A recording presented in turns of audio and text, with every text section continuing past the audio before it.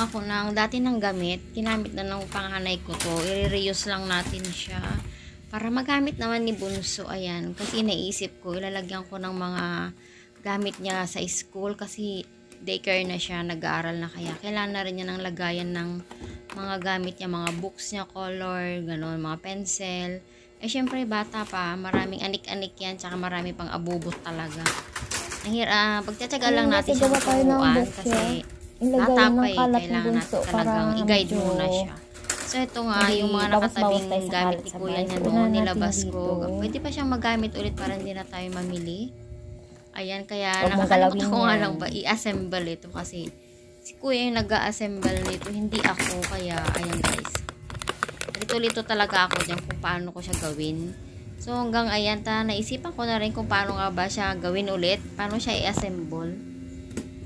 So, ayan guys, kailangan pala doon padaanin sa taas. Ayan. Diba, ang hirap talaga pag hindi mo gamit tapos kinuha mo. Kasi nakatabi lang. Buti hindi pa siya naitapon. Kasi matagal na itong gamit ng panganay ko eh. Mga elementary pa yata siya, no? Tapos tinabi niya, ayan, hindi ko alam na binaklas niya na tinabi niya. Nagkalungkat ako. Ayan, nakita ko nga may mga gamit pa siyang ganyan. O, yan, kaya isipan kong gawin. Assemble siya ulit para naman kay Bunso. Ayan guys. O, tsaga ko lang nilagay na ganyan. Nakakatakot lang kasi, ano siya, baka maputol. Kasi plastic lang yan na kailangan i-assemble natin. Ayan, inisa-isa ko lang yan guys na nilagay dyan. Tinusok ko dyan. May ipitan kasi yan dyan na, yan yung magsisilbing hati-hati ng ano, mga lagayan niya sa books or ng papel, ganyan, mga color, ganon.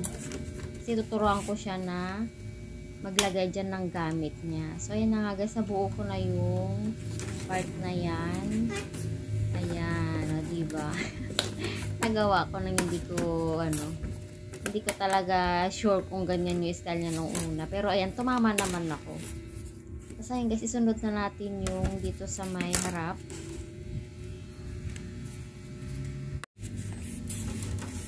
Guys, isa-ayos ko lang siya kasi ilalagay ko na yung pampatigas na dyan sa harapan. Ayan o, diba? Baliktad pa pala yung una kong nailagay.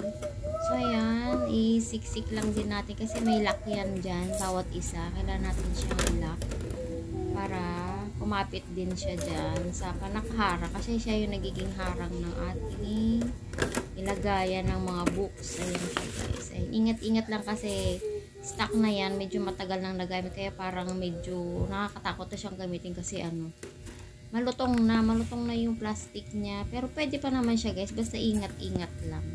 So ayan o, ingat-ingat talaga ako naglalagay ng mga about slide niya kasi tutulak ko na lang yan pababa. Ayan, ganyan na siya guys. O, done na tayo sa ating pag-assemble ng lagay ng libro ni Bunso. So, yun na nga guys, hindi ko pala naipakita yung bandang ilalim. Basta ganyan lang din siya. Nilatag ko lang sa ilalim. Tapat-tapat ko lang yung mga divider niya. Tapos may lock din siya sa ilalim. So, ayan na guys, may lagay na ng gamit si Bunso. Hindi na pakalat-kalat. At matuturuan pa natin kung paano siya magtabi ng mga gamit sa bahay, diba?